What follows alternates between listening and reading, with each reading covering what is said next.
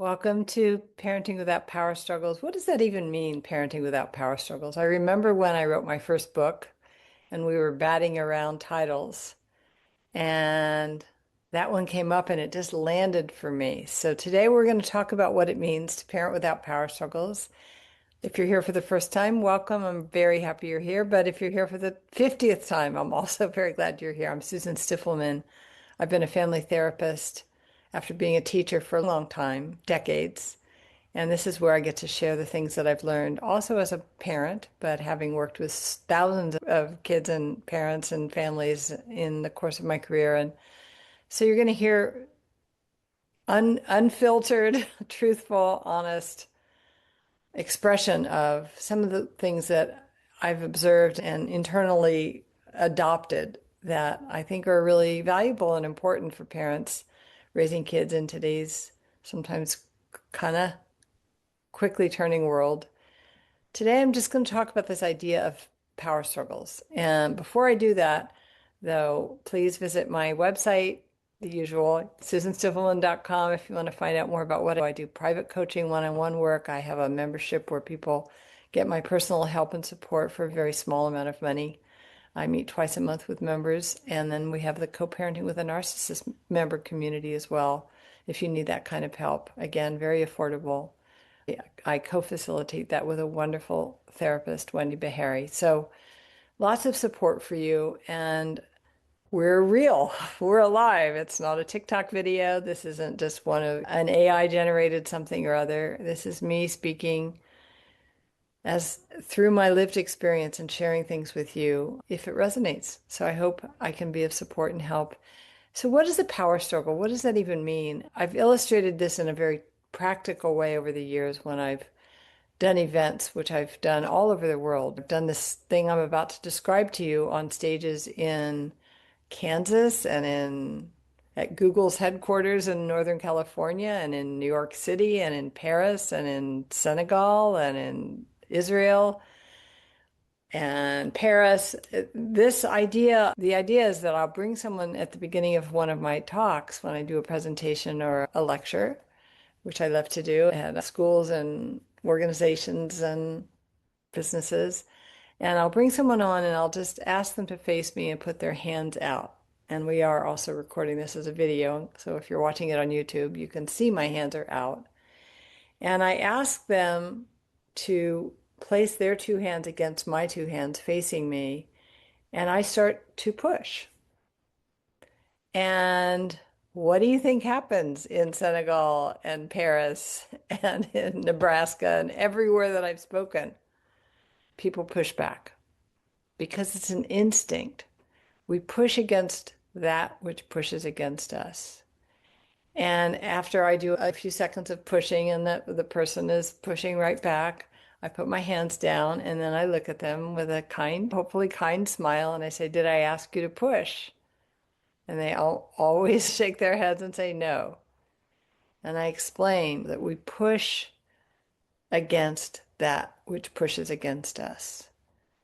And the person is seated and everyone has gotten a visceral visual of this idea that you can only have a power struggle, whether it's with your friend, partner, mother-in-law, father, child, teen, neighbor, if when they push against you, if you push back, or if you push against them and they push back. So what's the solution? Either not to push or not to push back. And that is within our power. We can't control whether somebody starts pushing against us.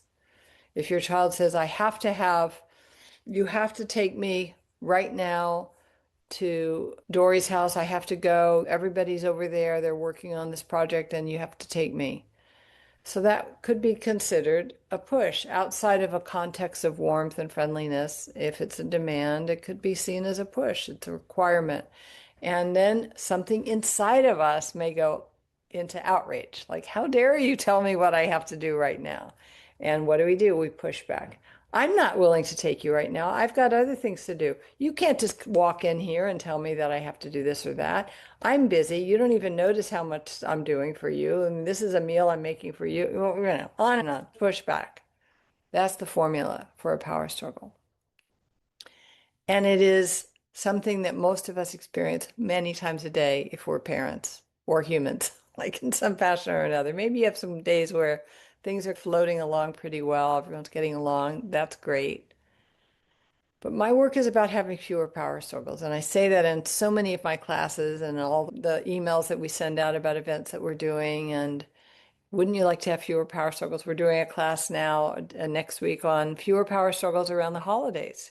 Wouldn't that be great to have fewer power struggles?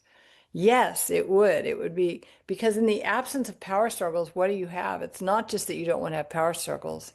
That's half the story or part of the story because power struggles are draining. They leave you feeling uncomfortable in your skin, agitated, hurt, angry, unresolved, unseen, misunderstood, frustrated, unappreciated. That's the kind of constellation of what you get with a power struggle. But also, when you don't have power struggles, something else is great. And that is that you're feeling connected and close. Your family is working as a team. There's a sense of cooperation and ownership and mutual compassion and respect. So it's not just about reducing or eliminating some of the power struggles that you face, which are just tiring and frustrating and wear you down. If you're having a lot of power struggles, it wears your spirit down. It's physically can be exhausting if you have very hot and intense tempered humans. But power struggles stand in the way of having what probably most of us envisioned when we thought about having children, which was love, joy, laughter, adventure, even the little tiny adventures of taking a walk and just noticing things with a child that you love, who you love, and or playing a game, revisiting your own childhood, perhaps in a healthier way. So having fewer power struggles is really wonderful, but wanted to take a little time in this episode to just share with you the bigger picture because that was the premise of my first book, Parenting Without Power Struggles. And it comes from a desire to not just have less conflict, which is already a win. Less conflict, yeah, sign me up. But there's more. And this is why in my book and in my work, I talk so much about attachment and how to feed and fortify and nurture close connection and attachment with our children so that we're not just getting along and having things roll in a pretty copacetic way, but we're also being enlivened by the love and sweetness that come with loving another human being so purely. I got to be with my son and daughter-in-law and husband the other day, and I'll tell you, he's 35 years old. He's still my kid. There is something so magnificent about that relationship. I can't never put it into words. It's just the best, when things are good and you get to share that kind of love that's, again, it's so unique. And it isn't layered with other things, with conflict, with misunderstandings, as it can happen with any human, when it's just sitting in the presence of our kids, or they sitting in the presence of us, and this transmission that is nourishing to the soul. So the absence of power struggles is equally about that as much as it is about not fighting, not arguing. So how do we get there? And of course, you're going to see on my website 50 master classes that talk about this in all kinds of ways, whether it's chores or kids who are anxious or siblings or homework. We cover it all there. And then you can find so many episodes with so many wonderful people here in the podcast series as well. The through line is always going to be, what do we bring? Because we can't control our kids or their temperament or the day they've had or the frustrations that they're unloading in the house, on the household. We can't control a lot of things, but what we can not control, but manage with practice and with support is our reactions. And our reactions make such a difference. It's one of the reasons that I've talked all these years about being the captain of the ship, because if we can inhabit that place, which is, I call the captain of the ship, calm, connected, confident, clear, compassionate. And coincidentally, as I started to learn and study the internal family systems model, which I'm diving into more and more deeply, IFS, what are the characteristics of self? Capital S self, wise self, grown-up self, calm, confident, compassionate, clear, connected, curious. So this is about when you're the captain of the ship, and you get there by doing your own work. You don't get there by adopting a script, say this, because it's not just in the words that you say. Not engaging in a power struggle or initiating a power struggle isn't really, it's not enough to just memorize what you should say, because our children are acutely attuned to the subterranean aspect of our communication, the meta communication. It's not just slapping on a smile and gritting our teeth and saying, gee, Johnny, it looks like you're really disappointed that you can't have the cake, right? It has to come from authenticity. And when it does, when our children sense that authenticity in us, they sense that we're inhabiting the space of that calm captain of the ship, that we're present. We're present for all of it. We're present for their worry, their fear, their frustration, their despair, their loneliness, their confusion, as well as their happiness, excitement, spontaneity, playfulness, joyfulness, that we're there, we're able to be that sturdy captain, whatever the waters, calm, peaceful, beautiful, sunny day, or stormy seas, rough waters. Then automatically the frequency of the power struggle starts to go down. This is the work that I've been doing for a long time. I meet with parents twice a month in my membership program just to walk them through that practice. I still do a little bit of private coaching for a few people who look me up and find that I still offer it. It is available because it's so rewarding to watch this transformation, and we're all capable of it. Every one of us has within us a calm, confident, curious, compassionate captain. Even you, the one who just has smoke coming out of your ears and who just yelled at your kids, fine, go live with your father. We all have a calm captain of the ship. So as we do our work to look inside, heal the parts of us that get really reactive, that get hurt, reawaken some of the older stuff that we carry forward into our parenting experiences. I don't hardly know a parent who wasn't misunderstood or told that nobody wanted to hear from them or marginalized or shamed, put down, compared. Maybe you're the exception, but for many of us, those pains of our early years, or maybe even present day stressful relationships, inform who shows up in those moments when our child starts pushing against us. So your child walks in and says, you've got to take me to Dory's right now. Everybody's over there. They're working the project. Maybe if you have been put upon by your boss or your partner or your neighbor or your parent or in-laws or cousin, somebody, people have been asking so much of you, or they did as a child you were told to just do and not question, then that part may wake up and go, how dare you tell me that I have to drive you to your friend's house in that kind of a tone, right?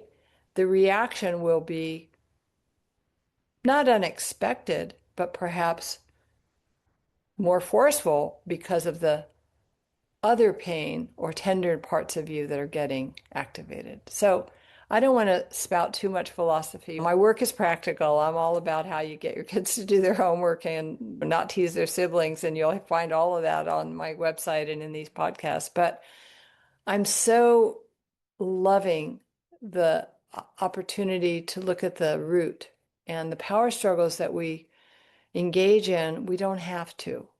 So she can come in, your child can come in and say, you've got to take me to Doris, and you might be able to say, sweetheart, if you're in that captain mode and you're managing the reaction and done your work, you've done your work, which is to me just the gift of parenting, is that it invites us to do our work so that we can grow and change and heal.